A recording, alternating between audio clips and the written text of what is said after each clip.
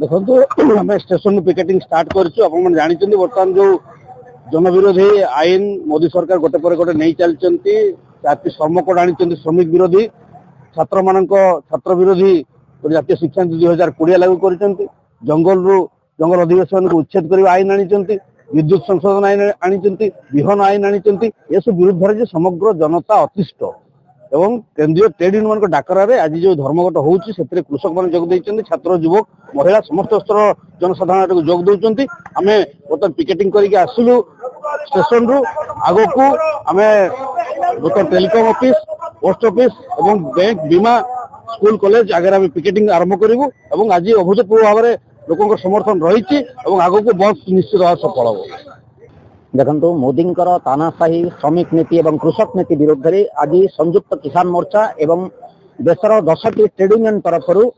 आज भारत बंद डाकरा दि जाइए। परिप्रेक्षी में ब्रह्मपुर जिते कम्युनिस्ट दल अच्छा गणतंत्र को विश्वास करुवा जनसाधारण आज प्रथम स्टेशन पाखे जाकि विक्षोभ करते सहर विभिन्न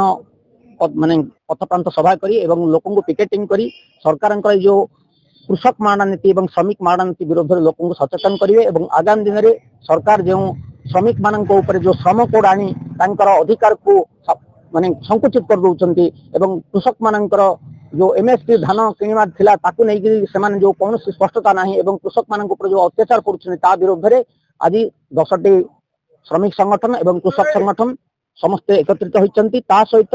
कांग्रेस एवं जो माने गणतंत्र पर विश्वास करती एवं नरेंद्र मोदी तानाशाही की विरोध कर समस्त आज एकाठी होती आर विरुद्ध में प्रतिवाद कर तेणु ब्रह्मपुर जनसाधारण को निवेदन करूँ आसतु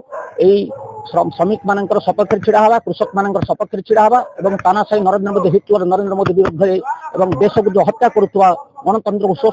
ध्वंस करुवा नरेंद्र मोदी विरुद्ध में समस्त एकजुट हवा। धन्यवाद। बर्तमान आम स्टेशन पाखे पिकेटिंग कलु बर्तमान समस्त जेते सब ऑफिस अच्छी स्कूल अच्छी एवं बाजार रे आमे पिकेटिंग करिवु लोकन सचेतन करिवु जे आपण मानकर सहित आमे अच्छु। देश वर्तमान रसातल को जाउछि देशर आर्थिक स्थिति खराब अछि देश बंधा पड़ी जाइछि। आपण देखुथिबे वर्तमान नरेंद्र मोदी जो आईएससी जो एक्सटेन फाइल कथा उठुछि सेतबळ नरेंद्र मोदी लोकन के सामना करिया पई पार्लियामेंट रे सामना करिया पई तांकर साहस हो नाही तेणु ए कथा को लोकन पाखरे जणाई लोकन समर्थन नहीं वामपंथी एवं जनसाधारण वामपंथी एवं जो माने कि गणतंत्र पर विश्वास करछन से लोक मानन को आमको समर्थन करंतु ए कथा नहीं गिरी लोकन पाखरे पहुंची। देखंतु नरेंद्र मोदी शासन को आसिला परे जेभली भाबे श्रमिक कृषक मारण नीति आपलिछथि ता विरुद्ध रे एवं दरदाम वृद्धि विरुद्ध रे सारा भारत वर्ष रे धर्मघट डाकरा कृषक मोर्चा एवं श्रमिक संगठन पक्षर दि जाइए। आज से परिप्रेक्षी में गंजाम जिला मिलित श्रमिक संगठन एवं कृषक संगठन मान पक्षर बंद पालन आह्वान दि जाइए। आम प्रथम रेलवे स्टेशन को जाइए पिकेटिंग आरंभ करूँ